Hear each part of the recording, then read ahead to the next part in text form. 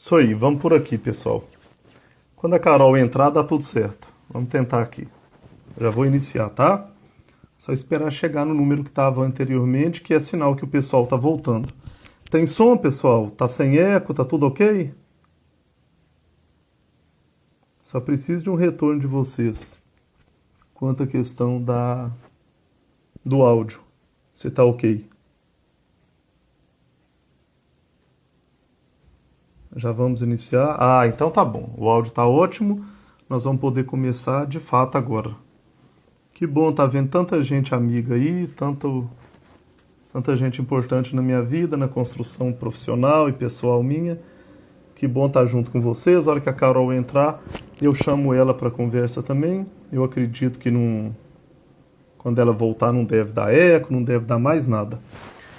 Então vamos lá, vamos falar um pouquinho a respeito dos cuidados paliativos na situação de pandemia, nesse momento tão delicado que nós estamos vivendo, nesse momento tão melindroso e que necessita de tanto cuidado como a gente sabe, né? Exige muita dedicação, muita calma, muita tranquilidade nessa hora para que a gente possa conseguir conduzir esse turbilhão que a gente está passando de uma forma mais leve, de uma forma bem mais leve, né? Então, primeiramente, o que o cuidado paliativo tem a ver com essa situação? Cabe cuidado paliativo no momento de pandemia? Então é interessante a gente voltar no conceito de cuidado paliativo, que cuidado paliativo é uma abordagem, uma filosofia voltada para aliviar o sofrimento humano nos seus vários aspectos e dimensões. Nos seus vários aspectos e dimensões. Ou seja, na dimensão física, na dimensão psíquica, na dimensão espiritual e na dimensão social. Quando a gente fala de alívio de sofrimento e a gente fala numa situação de pandemia, nós falamos aqui, inclusive enquanto Covid-19, que ele tem a capacidade de ameaçar a vida humana. Cuidado paliativo é uma abordagem voltada para doenças ou condições que ameacem a continuidade da vida. Ou seja, na pandemia e nessa situação que a gente está vivenciando, nós temos aí uma doença viral que ameaça a vida humana. Portanto, a gente está vendo aí, em todos os meios de comunicações, a quantidade de óbitos. A quantidade de óbitos que a gente tem acompanhado e esse número de óbitos e esse óbito em massa, ele gera uma situação de medo, de pânico e de, claro, ameaça à continuidade da vida.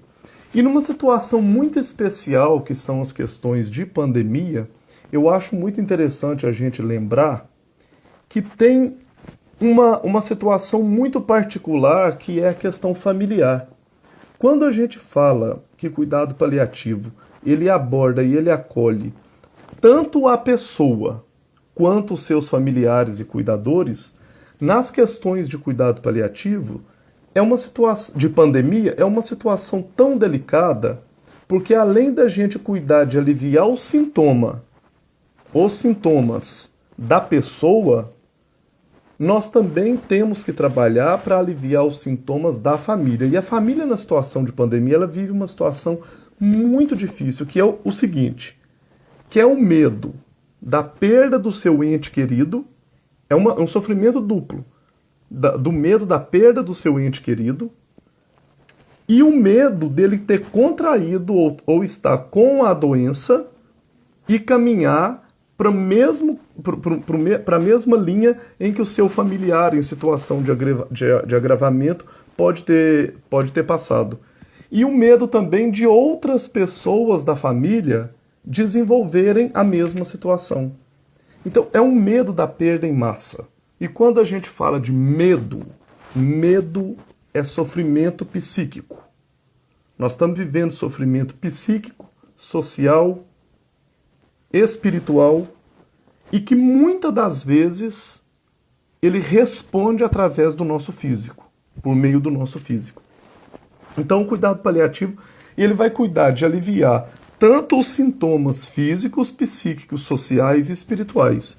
E aí vocês podem perguntar, inclusive, em quais as situações e quais as ferramentas que o cuidado paliativo oferece para a gente trabalhar nessas situações de pandemia e especificamente no Covid-19. Eu queria traçar, eu trouxe como referência um manual simples que o pessoal da Fiocruz programou, que planejou, que é a saúde mental e atenção psicossocial na pandemia do Covid-19, que ele chama Cuidados Paliativos, Orientações aos Profissionais da Saúde. É este material aqui. Eu até imprimi, é um material simples e fácil, depois eu posso disponibilizar na minha página o endereço que todo mundo pode baixá-lo. Quando eu comecei a verificar esse material, ele traz aqui 4 ferramentas importantes que o cuidado paliativo tá ouvindo, pessoal? Tá ouvindo?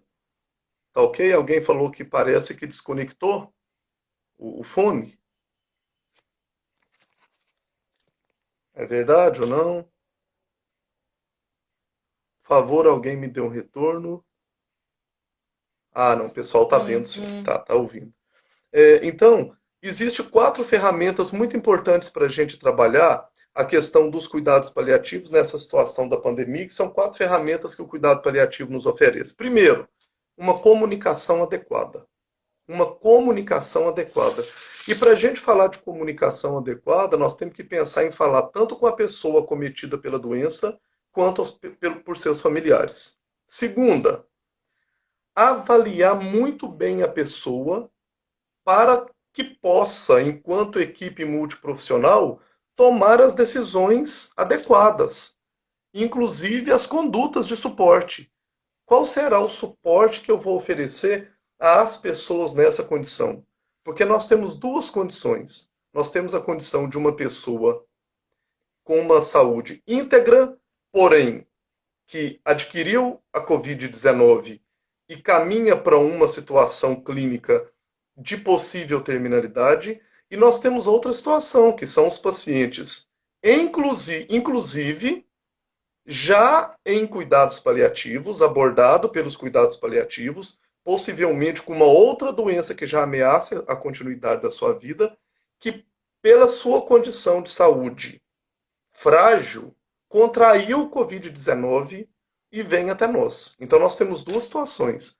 A pessoa com uma doença que ameaça a continuidade da vida, que está em cuidado paliativo e contrai e desenvolve o Covid-19, e nós temos uma outra condição, que é a pessoa que não era elegível aos cuidados paliativos, que agora é elegível ao cuidado paliativo devido à Covid-19. Então, 4 ferramentas do cuidado paliativo nos ajudam a conduzir muito bem a situação. Primeiro, então, é a comunicação adequada. Segundo, uma avaliação muito adequada para tomar uma decisão, inclusive de suporte.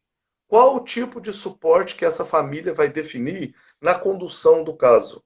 Esse suporte é um suporte pleno?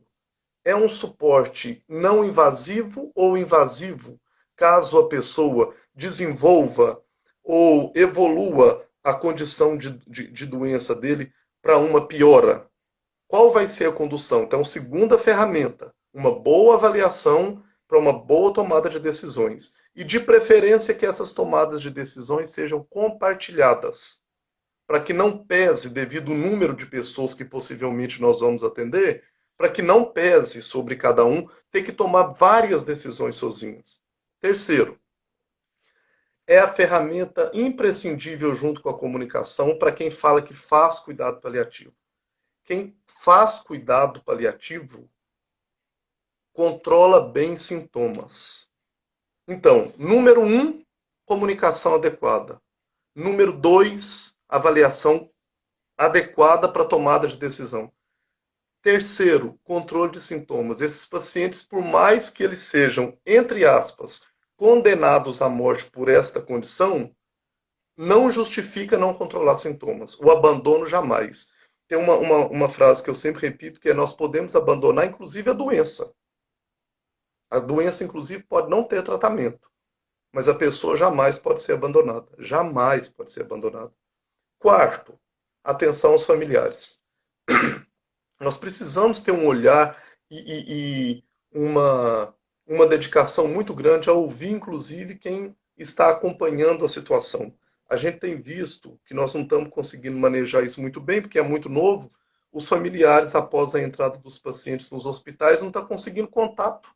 E a pessoa está tendo que falar assim: eu estou indo, estou internando, estou com falta de ar, e eu já estou despedindo, que pode que eu não volte. E aí? Qual a minha conduta diante disso? Nós temos que buscar alternativas nos diversos meios para que a pessoa não seja abandonada e nem a sua família seja abandonada. Porque esse controle, esse contato familiar, ele diminui muito o sofrimento humano. Ele diminui muito. A gente está vendo assim, várias iniciativas que eu acho interessante, como os tablets, como o acesso às televisões, que as pessoas podem se comunicar por ele. Então, são essas 4 ferramentas que eu acho muito interessante nos cuidados paliativos na situação de pandemia e especificamente na Covid-19.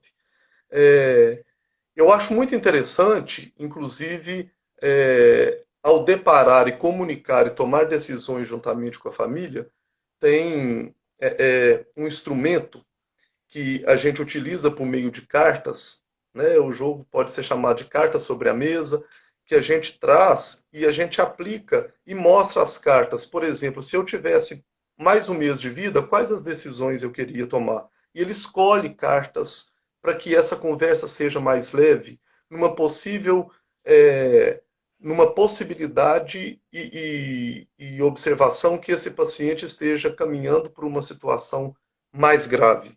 Se eu tiver mais 5 dias de vida, se eu tiver mais um dia de vida, claro que isso não precisa ser falado o tempo todo, mas em um momento na primeira abordagem, utilizar das cartas facilita muito a nossa conversa. Falar um pouco dos cenários que a gente pode atuar enquanto cuidado paliativo nessa pandemia. Nós temos os pacientes em domicílio, já em cuidados paliativos, já com uma doença que ameaça a continuidade da vida e que estão sendo acompanhados, que a gente precisa monitorar os sintomas, continuar monitorando os sintomas e dando apoio à família. A gente pode pensar numa outra live que fala na atenção domiciliar, mas isso não é o momento, que tem uma série de instruções e dicas que a gente pode trabalhar nesse momento. Segundo, no monitoramento de doenças crônicas de pessoas tanto em domicílios quanto hospitalizadas por outra condição. O que a gente precisa observar nessas pessoas? A capacidade funcional dele tem diminuído? Há uma piora significativa na condição geral dele, com Covid ou sem Covid? Tem uma diminuição importante de apetite e tem perda de peso rápida nos últimos tempos? Outra coisa, tem outros sintomas que estão descontrolados ou controláveis somente com medicamento ou situações não farmacológicas? É muito difícil a gente, quando está falando da Covid-19 e num paciente que está em cuidado paliativo, é mais simples, porque a gente consegue, possivelmente, clinicamente, ver a piora dele rápida. Mas num paciente sem uma doença que ameaça a continuidade da vida, que o disparato da situação sejam sintomas voltados para a evolução da Covid-19, fica muito difícil, inclusive clinicamente para os médicos, entenderem se aquela situação é uma situação que caminha para a terminalidade ou não, para poder aplicar os princípios do cuidado paliativo. Mas o cuidado paliativo precoce, ele é possível, desde que eu tenha a situação que a Covid possa ameaçar a continuidade da vida, trabalhar comunicação, trabalhar controle de sintomas, definir conduta e acolher familiar é fazer cuidado paliativo. Então é possível. Então isso é possível. Agora, a linha tênue de perceber quando esse paciente pode estar caminhando para a terminalidade ou não. Então, avaliar todos esses equipamentos, todas essas possibilidades e sintomas e condições da pessoa pode nos ajudar e pode indicar, sim, a terminalidade. Inclusive, quando a gente vai acolher as pessoas no pronto atendimento, e essa pessoa já era um paciente com uma doença elegível para os cuidados paliativos, ou não, mas que já está numa questão de, de uma doença pré-existente ou não, mas com Covid, com sintomas agressivos, vamos falar assim, que a gente precisa, desde o pronto atendimento, ter uma situação hoje sempre clara que é: eu suspeito que muita coisa pode ser Covid. Tomar as medidas de precauções que as autoridades sanitárias nos pedem, isso, na verdade, é no geral, né? Porém, eu tenho que ficar muito atento aos sinais e sintomas que indicam, que nos alertam uma possível evolução para óbito. Isso nós temos que pensar. Segundo, que é uma conduta que a gente faz que ela se torna muito rico na porta de entrada, e a gente sabe que vários profissionais também, nós somos humanos. Eu costumo falar que nós não somos anjos, nós somos pessoas, profissionais. Nós temos desejos, sentimentos, sentimos sede, precisamos urinar, precisamos fazer as nossas necessidades fisiológicas, então não somos anjos. Então nós temos medo. E diante dessa situação que a Covid está nos levando, muitos profissionais na porta de entrada têm medo do atendimento. Mas eu queria dar uma dica dessas três coisas nos prontos atendimentos que podem sinalizar e pode indicar um cuidado paliativo muito robusto, que é simples: acolher a família, perceber a evolução dessa situação que possa dar sinais que caminham para o óbito, perceber os riscos e sintomas, sim, da Covid-19 e tomar as precauções para tal. E o que se torna mais rico e acolhedor são os dados biográficos. Porque aí eu acolho a pessoa e a família que está conduzindo. A todo momento é imprescindível pensar que quem está conduzindo tem dois medos: de perder aquela pessoa, de ter mais pessoas na sua família contaminado e ele mesmo. Então, quando a gente fala de dado biográfico, eu queria dar uma pista e uma dica, que é muito bom quando a gente fala de coleta da biografia da pessoa, que é a gente perguntar, primeiro, como você prefere ser chamado? Como você prefere ser chamado no dia a dia? Você chama Maria de Fátima, gosta de ser chamada como? Então é a primeira dica. Segundo, profissão ou ocupação. O que fez, o que faz? Nós vamos nos tornando mais íntimos da pessoa.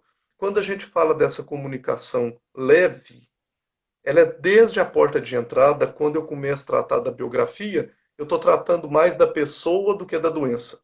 Terceiro, onde mora? Qual bairro? Com quem mora? Quem são as pessoas próximas a você? Tem descendentes? Quem são? São filhos? São netos? Isso dá para fazer rápido. Não vamos pensar assim: isso vai ficar 1 hora. Não. Conduz para uma conversa mais simples. O princípio da simplicidade, ele é tudo. E na comunicação, eu tenho usado muito o exemplo do ponto de ônibus.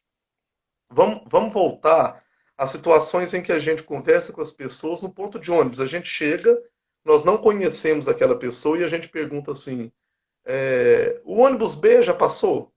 A pessoa fala: não, não passou não, e eu estou com pressa que eu tenho que pegar a menina na escola. Você fala: não, eu também, eu deixei a chave para minha esposa lá na Samambaia, que fica em tal lugar. Você conta a vida numa situação como essa. Então, na porta de entrada, para diminuir o medo da pessoa, o medo do familiar e o nosso medo, a gente pode ter conversa em nível ponto de ônibus, para deixar a pessoa mais à vontade. Nós já deparamos com toda a paramentação, vamos deixar a pessoa mais leve, inclusive nessa situação. Outra coisa, buscar por um ou dois elementos do dia a dia, os hábitos da pessoa, atividades de lazer, que a gente fica mais por dentro do que a pessoa gosta no dia a dia. Então, pronto atendimento, dados biográficos, mais do que só dados clínicos, observar os sintomas de Covid, tomar as precauções e medidas que as autoridades sanitárias têm pedido e já observar de cara a possibilidade de sinais de evolução para óbito. Então, na porta de entrada, a gente já consegue perceber isso muito bem no início. É claro que depois, se for para internação, isso vai ser reavaliado a todo momento. Priorize controle de sintomas. for um paciente que já está em cuidado paliativo, nada de falar assim, não é para vir agora mais ao hospital, porque agora nós vamos atender mais Covid e ele já é cuidado paliativo. Espera aí. Se ele é um paciente elegível para cuidado paliativo, eu estou falando que é uma pessoa que eu tenho que comunicar bem e tenho que controlar sintomas. E tenho que controlar sintomas. Então, se eu falar que a pessoa que ela não pode buscar uma assistência que diminua o sofrimento dela, isso chama abandono terapêutico. Por mais que a pessoa seja uma pessoa que tem uma doença que ameaça a vida, que esteja em terminalidade, por exemplo, essa pessoa precisa de ter controle de sintomas. Por exemplo, como que uma pessoa fica com dor o tempo todo, dor física? Como que uma pessoa sente uma angústia tremenda e não tem com quem falar, e ele não pode entrar em contato com ninguém porque a situação agora é toda voltada para a Covid? E se a situação dela também for Covid, somando a situação que ela já está? Então priorize controle de sintomas. É claro, o controle sintomático ele pode ser feito muitas vezes no domicílio. Então pensar o que eu posso fazer para não superlotar as instituições. E seja muito claro na situação, inclusive com o familiar. Até que ponto justifica uma internação ou não? Até que ponto eu tenho que me dedicar à situação de colocá-lo internamente no hospital e tomar medidas, inclusive que podem ser medidas agressivas. Então vamos pensar nisso. O momento está fazendo a gente pensar muito nos cuidados paliativos. Muito, muito, muito. Quando a gente vê na Itália o número de pessoas, quando é relatado assim, e eles têm que escolher quem fica e quem sai, quem entra para o tubo ou não. A gente precisa pensar nisso todo dia na nossa assistência à saúde. Quantas vezes nós utilizamos tubo em pessoa que não era para ser entubada? Porque aquele tubo vai fazer um sofrimento maior do que se ele ficasse sem. Quantas pessoas a gente instala dieta parenteral e o organismo dela não pede mais alimento, porque aquilo não é uma prioridade, e que o uso da sonda e da dieta faz mais mal do que bem a ele e a gente não tem limite de parar? É hora da gente pensar sobre isso. É muito interessante nesse momento a gente pensar sobre isso. E o controle de sintomas no domicílio, bem feito, ele assegura inclusive a permanência no domicílio para que não vá no hospital. Então, a atenção primária à saúde, as equipes de atenção domiciliar, né, tanto pública quanto privada, ela pode se abastecer de informações de condutas que possam aliviar sintomas, no domicílio, que ele possa ficar tranquilo no domicílio, para que ele possa ter o conforto de não ter que ir até o hospital. Isso é uma possibilidade. E na internação, quais as observações que a gente precisa ter enquanto internação? Estabilizar sintomas. Esse é o principal objetivo, estabilizar sintomas. Vamos pensar, porque nós podemos viver um turbilhão daqui 2, 3 semanas. Então, ter uma sabedoria muito grande de pensar se a gente precisar chegar na situação que outros países chegaram, de ter que trocar pacientes pelos outros no tubo. Vamos pensar que aquele que, se ele tiver que ser trocado, é uma decisão ética, é uma conduta que vai vir normativa de órgãos superiores, que vai ensinar a fazer a escolha correta na hora correta. Eu queria só que a gente entendesse que aquela pessoa que não vai para o tubo, por exemplo, ele não pode ser abandonado. E a gente tem ouvido que fulano tem sido abandonado e tem morrido no domicílio ou nos pronto atendimentos com muito sofrimento. Não. Pode não ter tubo, mas tem medicamento e tem condições não medicamentosas que pode aliviar sintomas. Sem dúvida nenhuma, eu tenho certeza disso. Tem que estudar como controlar sintomas. Né? É interessante que no Covid-19 tem um sintoma que ele é muito peculiar e muito próprio da Covid-19, que é a dispneia, e que é um dos piores sintomas relatados pelos pacientes que evoluem para o cuidado paliativo. Muito. E quando a gente pensa em dispneia, eu queria que entendesse que para dispneia, controle sintomático no cuidado paliativo não é só tubo. E se esse paciente não tiver indicação para ir para o tubo, como controlar sintomas? Nesse manual da Fiocruz, vou mostrar ele novamente, depois eu vou deixar a referência. ele tem um esquema de controle de sintomas aqui, que ele é muito bom. Ele mostra essa questão de controle de sintomas por dois esquemas, que ele fala da minimização da dispneia com morfina e trabalha também com midazolam, formas de controlar sintomas quando a intubação não é viável. Então é interessante a gente pensar sobre isso. O que eu não posso é abandonar o paciente. Novamente eu falo isso. O que eu não posso é abandonar o paciente. É entender que nós temos que estar um pouco preparados pela irritação da pessoa e da família. É uma situação da Covid-19 ainda muito desconhecida e que muitas vezes o paciente vai ficar sozinho conosco nos hospitais, sozinhos, e essa situação gera uma irritação muito grande da família e uma irritação do paciente. Inclusive, a gente vê relatos de pacientes mandando mensagem para a família falando que ele chama pedindo água e não tem quem leva água, porque as pessoas têm medo, inclusive, de aproximar. Eu não vi nenhuma situação dessa real, só vi relatos. A situação do medo ela é real. E aqui eu abro parênteses para falar. O que diminui o medo são os hospitais e as instituições de saúde prover de material suficiente de proteção, de equipamentos de proteção individual e coletiva, para que os nossos profissionais de saúde não sejam colocados em risco e morram muitas pessoas como tem morrido fora. E no Brasil, o pessoal já soltou uma lista de profissionais da enfermagem que faleceram, e se a gente não assegurar dessa situação, na tentativa de cuidar das pessoas, nós vamos morrer. Nós vamos morrer, vamos perder muitos profissionais de saúde. Então, ou seja, para minimizar esse medo da proximidade do profissional de saúde ao paciente, é prover de equipamento de proteção individual e treinamento para isso, sem dúvida nenhuma.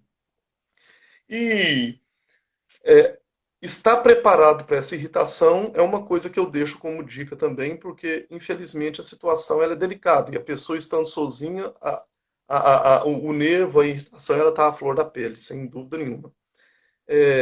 Pessoal, enquanto profissionais de saúde, que é quem cuida, eu queria falar um pouco que vocês precisam dividir as dores com outras pessoas. Qual é o sofrimento? O que dói? Onde dói? Porque nós também, enquanto profissionais de saúde, estamos sendo afastados dos nossos sagrados, das nossas famílias, do que a gente gosta, deixando de encontrar filhos, pai e mãe. E muitas vezes nós nos sentimos super-heróis e que a gente consegue tudo e que é aplauso que vai nos sustentar. Não é. Isso nos incentiva, mas não nos sustenta.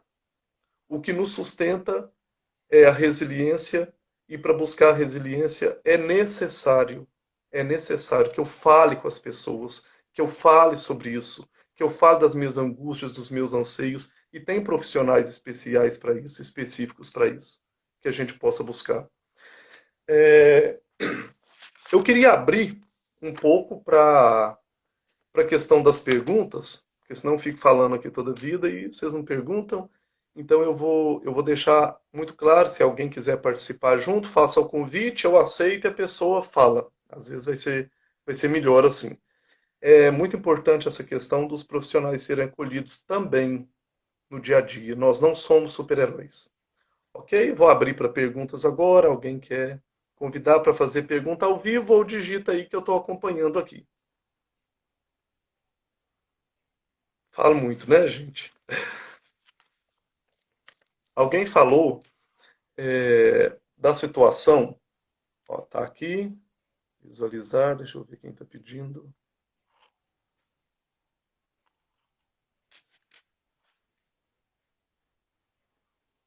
Patrícia. Nayara, quer falar alguma coisa, Nayara? Quer contribuir conosco? Nayara também é uma médica geriatra, paliativista, que tem feito um bom trabalho de cuidados paliativos aqui no nosso contexto. Fala um pouco sobre o que a enfermagem pode fazer em UTI sem o apoio médico ao paciente em cuidado paliativo. Eu acho que é interessante, Lara, falar sobre isso. Não sei se está claro a sua questão, da sua pergunta, quando o médico não percebe que aquela situação tem que ter uma abordagem paliativa. Primeiro, eu queria deixar claro que cuidado paliativo não é não fazer nada. Cuidado paliativo é quando a gente percebe que a pessoa tem uma condição que ameaça a continuidade da vida e eu tenho que usar de uma boa comunicação clara e honesta para com a pessoa e os familiares e controle sintomático. Então, às vezes, as pessoas estão fazendo cuidado paliativo sem usar esse nome. Porém, o que a gente chama mais atenção é que eu não posso deixar as 4 principais ferramentas que eu citei no início da live, quando eu vou abordar a pessoa, eu não posso esquecê-la, independente do médico, do fisioterapeuta, do enfermeiro não utilizar, eu que estou na linha de frente, eu posso pensar o seguinte: como eu posso fazer cuidado paliativo numa situação como essa? Fazendo uma boa comunicação, e a melhor comunicação é a escuta qualificada. Quais os anseios, as dores, os medos, os sagrados da pessoa que está do outro lado? Segundo, uma boa avaliação para uma conduta possível de diminuir o terceiro, que é os sintomas, controle de sintomas. E de alguma outra forma fazer o elo família-paciente. Então, são esses 4 itens. E eu acho que a partir do momento que a gente faz isso, essa sua pergunta já está suprida. Que é quando o médico não percebe o cuidado paliativo. Não, nós podemos no dia a dia também fazer, né, o cuidado paliativo. Que mais? A questão da Itália que circulou, que maiores de 80 anos estariam sendo deixados para morrer. Eu até comentei um pouco sobre isso. Se chegar numa situação de sobrecarga e de colapso do sistema de saúde, tem algumas decisões que as autoridades de saúde precisam, por meio de protocolos clínicos, que não é só por idade, definir as prioridades. Isso vai ser posto caso necessite. Agora, entender que essas pessoas que são deixados está relacionado a quem vai usar a ventilação mecânica ou não. É isso. Se ele não for usar a ventilação mecânica, tem controle sintomático para aquelas situações de sofrimento que a pessoa tem passado. O que não pode é mais de 80 anos, deixa de lado e deixa morrer amigo. E isso é que não pode. E isso não chama cuidado paliativo, isso chama abandono terapêutico. Né? Fala sobre reconhecimento do corpo. Momento da notícia, a ida do familiar no hospital.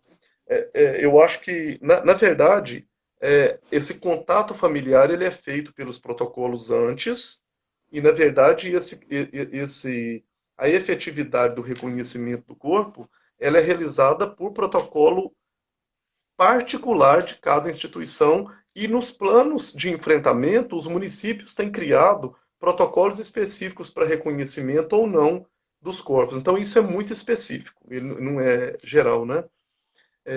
E essa questão que alguém comentou, como que fica essa situação? Deixa eu chamar a Érica aqui. Érica. Érica pode chamar que eu aceito, ok? Deixa eu só chamar aqui. Como que fica essa situação, inclusive, que foi falado do sepultamento sem a família participar? Uma dor enorme. Uma dor enorme. A gente tem que cuidar além da dor da perda, a dor do não despedir. Isso é uma situação muito delicada, porque muitas vezes o significado da morte ele vem pelo ritual do velório. E quando o ritual do velório é abolido, a situação de enlutamento e de controle de sintomas da pessoa que fica, vamos tratar como controle de sintomas da pessoa que fica, também se torna muito complicado diante a isso. É a dor de não ter despedido, é a dor de também estar contaminado. Então, nós precisamos, nesses planos de enfrentamento, pensar nos enfrentamentos do luto e contar principalmente com os psicólogos, que possam nos ajudar. Nós estamos falando de linha de frente, a psicologia tem uma importante linha de frente na condução das pandemias, que justamente na questão da elaboração do luto. É muito importante, que não é só no momento. Esse pessoal vai ficar fragilizado aí para frente. E é necessário a gente pensar em inovações nessas situações. Por exemplo, foto, filmagem da pessoa antes do sepultamento, para que o enlutamento seja menos dolorido, menos doloroso, menos sofrido. Eu acho importante a gente pensar isso. Né? Érica, estou adicionando. Vamos lá, vamos aguardar a Erika entrar. Controle de sintomas nem sempre é ventilação mecânica, adoro, e tem falado isso sempre. Tem gente que acha que na Covid o único controle de sintomas é ventilação mecânica. Não, chegam à ventilação, né? Érica, Oi, Ale, tudo bem? tudo bem, Érica? Joia, você? Também, Tá tudo vendo? bem. Tudo. Se presente, por favor, rapidamente. Olá, pessoal, meu nome é Érica, eu sou secretária da Academia Nacional de Cuidados Paliativos, sou médica de família e comunidade, trabalho em Goiânia e sou professora na Universidade, na PUC Goiás, aqui na graduação. Estão me ouvindo? Sim, tranquilo. Ouvindo? Sim,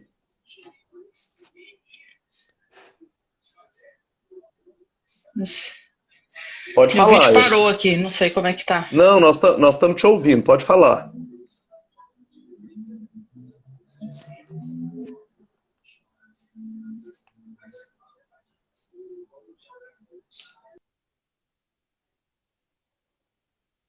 Estou colocando para ela aqui que nós estamos ouvindo.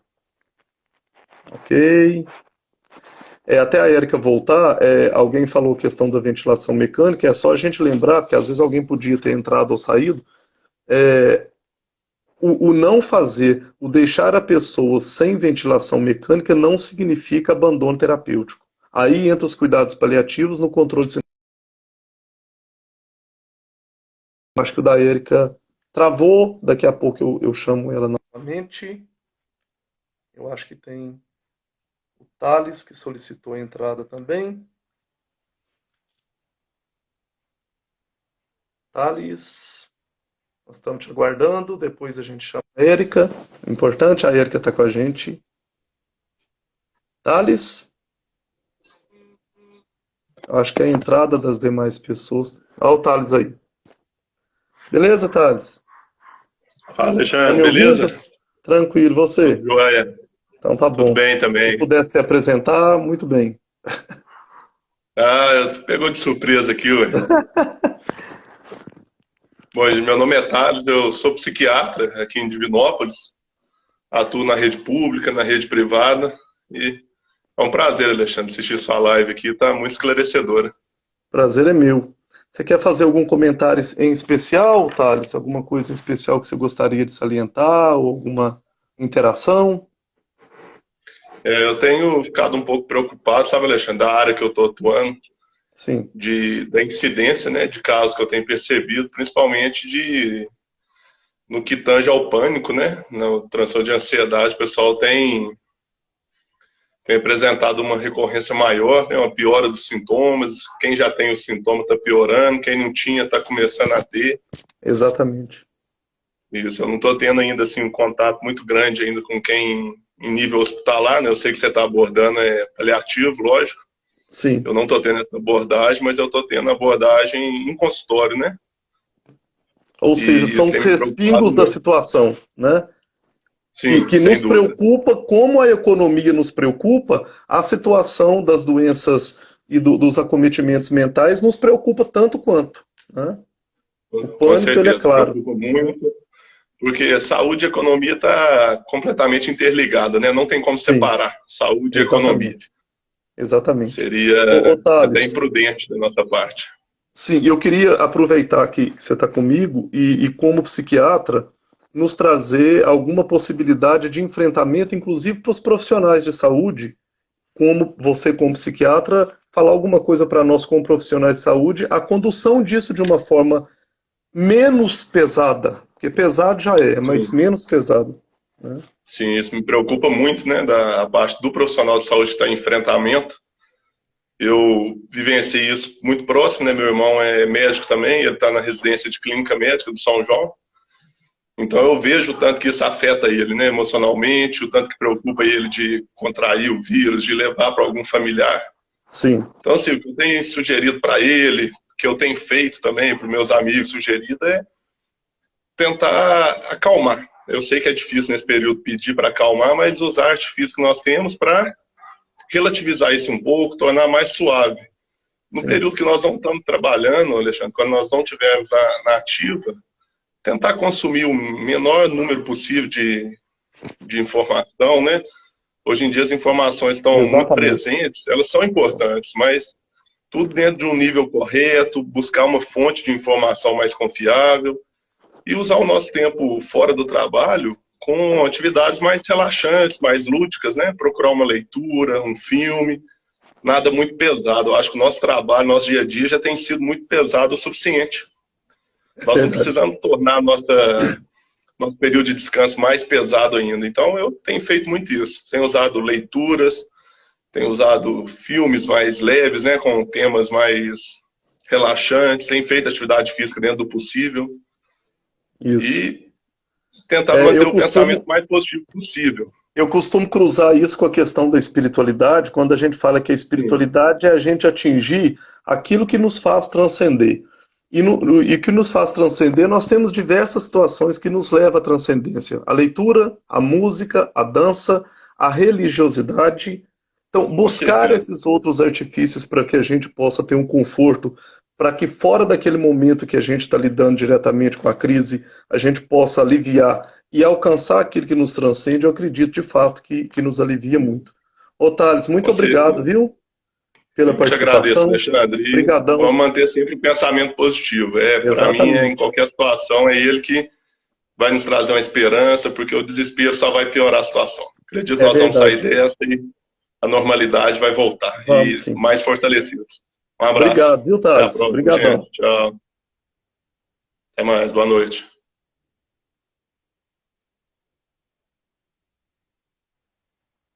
Érica, Thaís, tem várias pessoas pedindo. Eu só queria dar continuidade na Érica, porque ela tinha começado aquela hora e não conseguiu continuar. Érica está por aí? Quer voltar, Érica? Eu, né, novamente agradecer o Thales pelas colocações dele. Eu tenho várias pessoas aqui também fazendo algumas colocações. Tem mais uma profissional colocando. Acho que o nosso maior medo nesse momento é trazer o vírus para casa e ser a porta de entrada do vírus para a família. Pensa nas nossas costas o plantão e pesa a carga de responsabilidade pelos nossos, sem dúvida nenhuma. Nós estamos vendo vários profissionais de saúde que já estão afastados dos seus filhos, de crianças, de pais, há mais de 20 dias, justamente pelo medo e por precaução mesmo, né, de não ter risco de estar levando para outras pessoas essa situação. Eu vi que tem mais gente chamando, eu vou. Érica está aqui, vou chamar ela novamente, que eu acho que ela, como secretária da Academia Nacional de Cuidados Paliativos, eu acho que é muito interessante ela nos ajudar. Érica, tô tranquila agora, viu? Oi, agora deu? Deu. Eu não sei Manda brasa. se pegou o início lá do que eu estava me apresentando e travou Sim, a tudo, sua né? apresentação apareceu sim. Tá. Ale, na verdade, é uma argumentação um pouco mais profunda do que você Sim, trouxe sobre o cuidado paliativo na pandemia, né, em quem adquire o Covid, mas em pacientes que já estavam em cuidados em paliativos. cuidado paliativo, ok. Se a gente. O meu receio é se nós não vamos vivenciar naquele dilema do bonde, que a gente andou conversando esses dias, Sim, sim. né, das escolhas entre os pacientes, e se o paciente em cuidado paliativo não vai ser visto como aquele que pode ser renegado ou preterido Descartado, descartado em função de já ser um paliativo, então não sim, merece a abordagem adequada. O que você acha sim. disso? Na verdade, no comecinho eu falei um pouco sobre isso, das duas situações. Eu acho que tem que ficar muito clara a situação, o seguinte, a pessoa que já tem uma condição, uma doença que ameaça a continuidade da vida, em detrimento de outra pessoa, o alívio do sofrimento ele não pode ser deixado de lado. Porque isso chama Com abandono certeza. terapêutico. Ou seja, Sim. eu tenho que dar conta de trocar o pneu com o carro andando. Eu tenho que pensar nas possibilidades das pessoas. Que a Lorena perguntou que bonde é esse? O bonde é o bonde da escolha de quem fica e quem vai para o tubo. Esse que muitas vezes pode ser, às vezes o bonde passou e quem vai e quem fica, entendeu? Mas assim, o que a gente não pode esquecer e trazer isso de forma muito clara, e é profundo isso, que nesse momento as pessoas que já estão em cuidados paliativos, né, Érica, ou seja, que estão com uma comunicação eficaz, em controle sintomático, que ele não seja esquecido. É diferente de ser Claro, incluído ou descartado. Né? Muito interessante a claro. gente pensar. Pode contribuir também, Érica. Não, é isso mesmo. Para quem perguntou do bonde, isso é um dilema conhecido na ética, na bioética, onde você tem uma imagem de um bonde que vem sem controle, se precisa ser freado, porque ele chega numa determinada bifurcação, e, né, em uma das Figura. bifurcações você tem, por exemplo, 5 pessoas amarradas no trilho. No outro caminho, na outra Exatamente. bifurcação, você tem uma pessoa Uma amarrada no pessoa. trilho. E você é aquela pessoa que maneja o Conduz. controle de para que lugar que o bonde vai. E aí é um dilema ético. Então, quem que você vai escolher morrer? Né? Quem que você vai escolher que o bonde passe? Para o trilho que tem 5 pessoas ou para o trilho que tem uma pessoa? E é mais ou menos isso que a gente vai vivenciar, ou está vivenciando, né, no cenário da pandemia, né, onde o ideal é não precisar fazer essa escolha, como o Alexandre trouxe bem, e como quem lida com cuidados paliativos não é spoiler para ninguém de que o paciente vai morrer no final, mas que seja algo bem conduzido, como ele disse, da comunicação adequada, do controle de sintomas, da abordagem adequada e contínua e em conjunto por toda a trajetória, e não por conta da história agora momentânea de uma pandemia, de uma catástrofe. Né? Exatamente. Muito bem, Érica. Muito obrigado pela contribuição. Eu que E eu acho agradeço, querido. interessante, inclusive, quando fala do bonde, que muitas pessoas falam assim, não, eu vou escolher o que passa em cima de um, porque salva Isso. cinco. E aí a pergunta no dilema é, e se essa pessoa for um familiar For da seu, sua família. você iria nele também? Então, isso é muito, muito delicado, né? Isso, exatamente. Alguém colocou aqui exatamente a escolha de Sofia. É bem É, complexo. É. é isso aí. Ale, obrigada, parabéns Eu que aí, viu, pela agradeço. live, pelo Obrigado por estar junto. trabalho. Tamo Obrigado. junto sempre. Obrigado Beijão. mesmo, viu? Beijo. Luiz, Ale, Érica, pacientes elegidos a cuidados paliativos exclusivos com possibilidade de diagnóstico de Covid, devemos fazer exames diagnóstico? RT, PCR, TC, gasometria. Eu acho que é interessante. Luiz, ótima pergunta sua. As pessoas que já estavam em cuidados paliativos, nós precisamos fazer exames diagnósticos? Pessoal, é claro que eu estou falando numa situação controlável. Numa situação controlável, onde não tem critérios definidos para escolhas, é muito interessante entender o seguinte: jamais esse paciente pode ser abandonado. Eu não sei se o que ele está tendo enquanto sintoma é uma situação que eu, enquanto profissional de saúde, consigo aliviar o sintoma e ele voltar para ter a continuidade da vida, mesmo com uma doença que ameaça essa continuidade. Então, é pensar de fato, esse exame que eu vou fazer diagnóstico, né, o médico, vou pedir um exame diagnóstico para ver determinada situação. Essa situação que eu estou tentando descobrir, eu vou ter uma conduta sobre ela que possa aliviar o sofrimento? Ok, eu peço.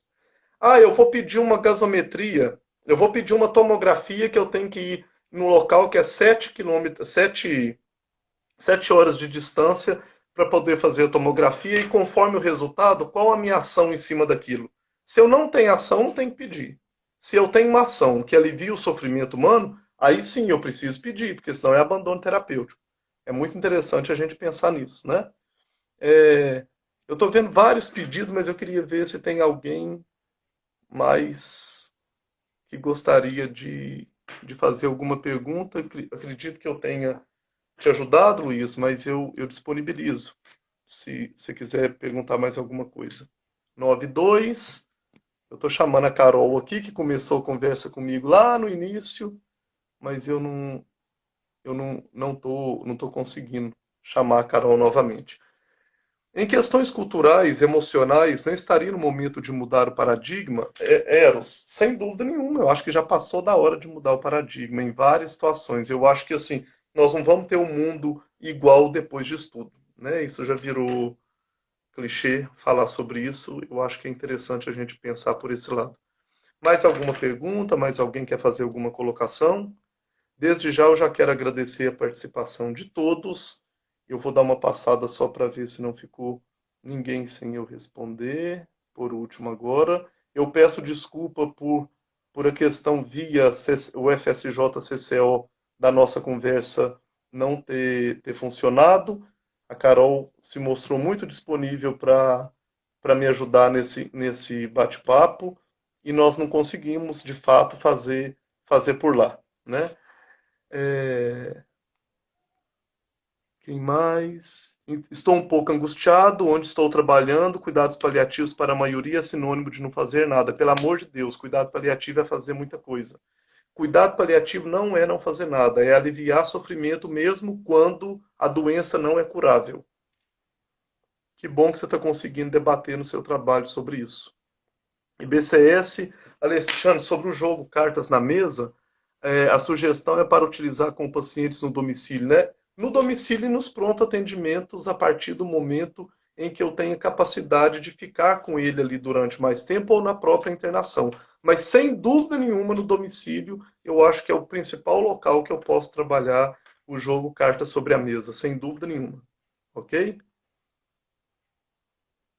Mais alguém? Eu que agradeço, pessoal. Rafaela lá de Salvador, que coisa boa, da Clínica Florence. Muita gente amada aí. Eu vou finalizando. Eu não consegui mesmo. Eu queria chamar a Carol um pouquinho, só para eu poder colocar ela para a gente despedir, mas desde já eu agradeço. Eu vou deixar a live disponível depois. Vou deixar a referência que eu falei desse material da Fiocruz. E força para todos nós, que cada um possa refletir muito bem sobre o seu papel diante essa pandemia, que nós possamos, em algum momento, a Paula Barrios, uma grande amiga enfermeira minha, está falando da gente depois falar um pouco sobre diretiva antecipada de vontade. Eu acho muito legal. A Luciana Dadal tem feito um trabalho muito bom quanto a isso, mas depois, Paulinha, a gente pode fazer uma live sobre isso. Eu acho muito interessante, tá bom? Esse material da Fiocruz, como eu tinha falado. Professor Inês, te amo muito, que bom você por aqui lá do Paraná, e todos os demais que estão aqui. Uma boa noite, que a gente tenha sabedoria, sobriedade, equilíbrio para passar por tudo isso, resiliência, que a gente possa buscar nos momentos que a gente não estiver trabalhando o mínimo de notícia ruim possível, não compartilhem coisas ruins nos WhatsApps dos grupos. Tem gente que cada mensagem que chega é um grau de pânico para ele entrar mais, e eu acho imprescindível que a gente não entre nessa também, tá? Então, muita luz, muita paz para todos, valeu, um beijo para todo mundo aí.